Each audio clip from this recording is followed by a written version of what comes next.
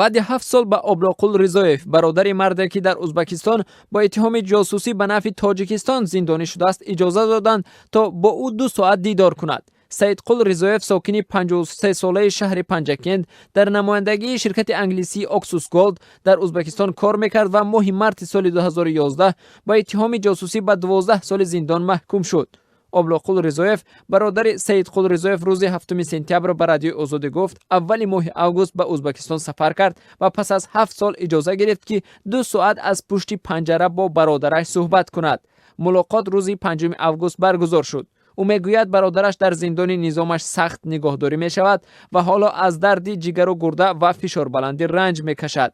این مرد گفت دوام 7 سال بارها در ازبکستان زندانیان عفو شدند و در 1 سال اخیر نیز شوکت میرزیویف 10 زندانی دیگر را آزاد کرد، ولی در مورد سبوکی ها با سیدقل هیچ حرفی نیست. ابلاغقل رضایف گفت اجازه سفر به ازبکستان و دیدار با برادرش را فولیلنک می‌داند. او گفت شرکت اکسوس گولد که سیدقل در آن کار می‌کرد بارها وعده داده است برای آزادی او در سطح بین‌المللی تلاش می‌کند، ولی تاکنون این شرکت هیچ تلاشی نکرده است.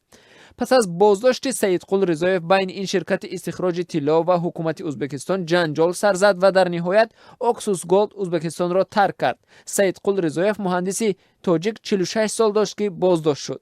او در صحبت با برادرش روز 5 اوگوست سال روان گفته است که پروندهش ساخته است و هیچ اتهامات نسبتش ثابت نشده است. با گفته رضایف به احتمال زیاد برادرش یک قربانی دیگری پرونده‌های شبهه برانگیز مربوط به جاسوسی شده است. این گونه قضیه ها در 2 ساله گذشته زیاد بود و در بسیار حالت ها متهمان خود را بیگناه مینامند.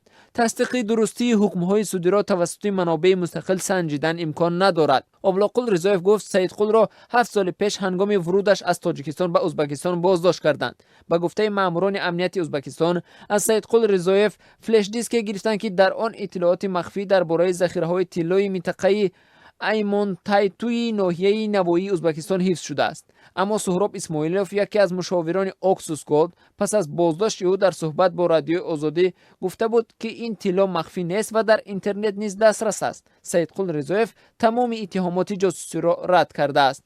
بازداشت شهروندان تاجیکستان در ازبکستان در زمان رهبری اسلام کریموف رخ داد و حالا خویشاوندان رضایف امیدوارند که بتوانند از راه مراجعت به رهبری نو این کشور شوکت میرزیویف که مناسبت حسنه با همسایه ها را یک استراتژی مهمی خارجیش خوانده است به حقیقت دست یابند. ولی حادثه هایی برای جاسوسی محکوم شدن شهروندان این کشورها در 1 سال اخیر هم به قید گرفته شده است. 12 ایول امسال در ازبکستان یک شهروند کره تبار این کشور نادژدا پاک را بر اساس ماده 157 کودکس جنایی ازبکستان یعنی خیانت به دولت گناهکار و به 10.5 سال زندان محکوم کردند.